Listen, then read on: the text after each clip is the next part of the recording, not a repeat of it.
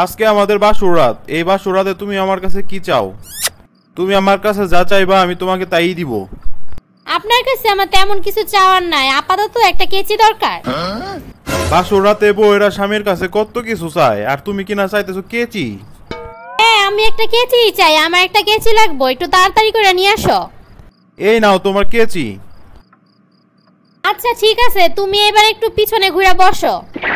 এই তুমি কি বলতেছো? আমি পিছন করে বসবো মানে কি?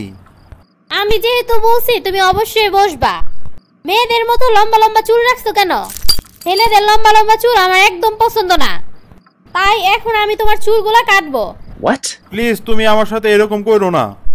এটা আমার অনেক দিনের সাধনা, অনেক কষ্ট করে আমি এত বড় করছি। তুমি যদি এই চুল কাটতে না দাও তাহলে কিন্তু আমি আমার চুল কাটে ফেলবো। এই তুমি কি পাগল হয়ে গেছো নাকি? তুমি এসব কি বলতেছো? হ্যাঁ, এটাই সত্যি কথা। তুমি যদি আমার লম্বা চুল দেখতে চাও তাহলে তোমার চুল কাটতে দাও। লম্বা চুলওয়ালা ছেলেদের দেখতে আমার কাছে গাঁজাখোর হিরুঞ্চির মতো লাগে। শুধু চুলই কাটবো না, তোমার এই দাড়ি মোছ সব কাইটা ফেলবো। তোমার দাড়ি রাখতে মন চাইলে তুমি সুন্দর করে এক মুষ্টি দাড়ি রাখবা। এইসব ভংচং স্টাইল করে দাড়ি রাখতে দিব না আমি। আচ্ছা ঠিক আছে, কাইটটা দাও। কি একটা ঝামেলায় পড়লাম যে বিয়া কইরা এখন চুল দাড়ি সব ফালাইতে হইব। এত কষ্ট করে যত্ন করে এত বড় করছি, এখন সব ফালাই দেওয়া লাগবো এই বউয়ের লিগা। বিয়া আবার মাইনসে করে নাকি? ওরে আমার আদরের জামাই গো, তোমার সেই সুন্দর লাগতাছে। তবে আমি তো নাপিত না, তাই সাইজ করতে পারি না ঠিক মতো। তুমি সুন্দর মতো করে নাপিতের কাছ থেকে কালকে কাইটে এসো। কি রে বাবা, তোর মোরগ ঝুটি কই? আর স্টাইল করা দাড়ি মোজ কই? কই গেছে? এটা তোমার বৌমার এই জিগাও। বিয়া করছি না, ঘরে একটা শত্রু নিয়ে আইছি। আমরা এত বইলা ওরে চুল দাড়ি কাটাইতে পারলাম না, তুমি এক রাতে কিভাবে পারলা? তোমারে তো পুরস্কার দেওয়া উচিত। আমি মনে হয় একমাত্র নারী যে কিনা বাসর রাতে স্বামীর চুল কাইটা দিছি। তুমি অনেক সুন্দর একটা কাজ করছো বৌমা। তবে এই সব বিষয়ে তোমাকে যদি কেউ কিছু বলে তুমি আমাকে বলবা, আমি এটার বিচার করবো। ভাবি, আজকের এই খুশির দিনে তুমি আমার কাছে কি চাও বলো? তোমার কাছে আমি বেশি কিছু চাই না, একটা নেল কাটার চাই। এই নাও ভাবি, এই নেল কাটারটা আমি তোমার উপহার হিসেবে দিলাম। ভাবি, এইগুলো আমার অনেক শখের নখ, তুমি আমার এই নখগুলা কাইটা দিলা। ভাবি, তুমি কাজটা একদমই ঠিক করছো।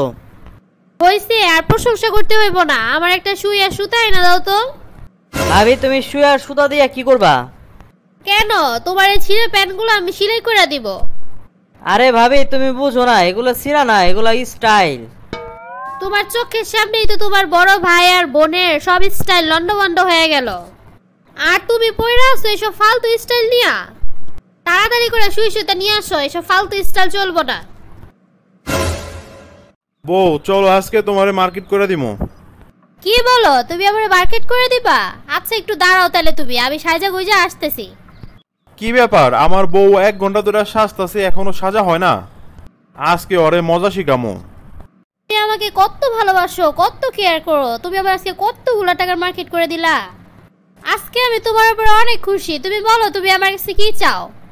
তোমার কাছে আমি বেশি কিছু চাই না, এক টুকরা টিস্যু দিলেই হইব। এই নাও। এই তুমি এটা কি করলা?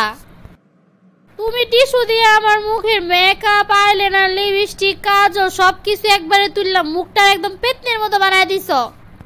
এত সাজছো কেন? এত স্টাইল করা একদমই ভালো না।